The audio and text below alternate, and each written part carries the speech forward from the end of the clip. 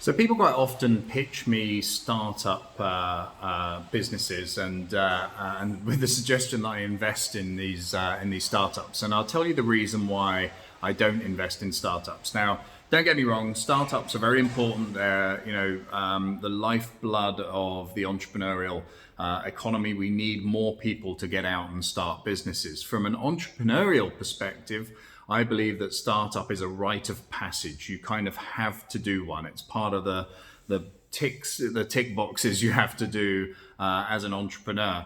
But once you've gone through the process of startup, so you understand how you create a product, win customers, do sales and marketing, deal with staff, deal with crises, challenges, all of the things that go with that, startup operation, particularly like living lean, and trying to bootstrap and all of those good things. I think once you've done that and you've got that experience, I think it's time to shortcut that first bit of the journey, because the first 3 years of a startup is pretty thankless. You're pushing a rock up a hill. Everything is coming from scratch. You have to do everything for the first time.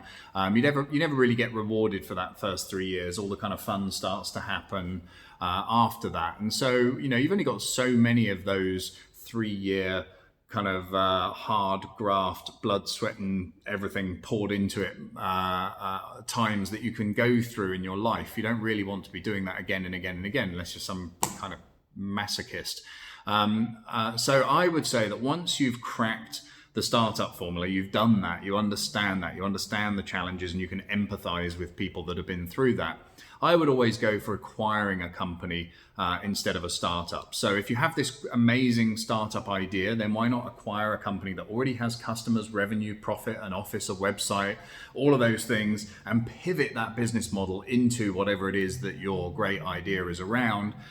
Or if you just want to get into a particular industry, then acquiring a company in that industry cuts out all of that nonsense at the beginning. And you have to understand that there are so many businesses for sale. If you look at bizbuysell.com in the US, there are so many businesses for sale, and very few of them actually sell. And it really is a buyer's market, and quite often you can find businesses that aren't for sale, who have challenges or have things that they need to solve, and if you can help them solve that, you can end up taking over the business. So there's lots of ways that you can do this. You don't have to have pots of cash or loads of experience. You just need to understand how to structure the deals. You don't need to borrow money from banks.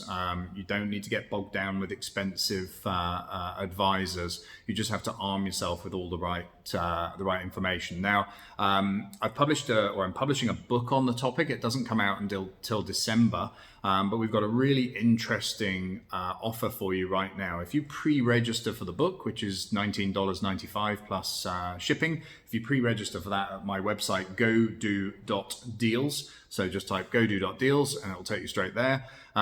We will bundle in a 21-day free course on how to buy, fix, and sell businesses. So it will teach you some of these strategies for sourcing deals, closing deals, and selling businesses that you have not paid cash up front for or borrowed money in order to do the deals.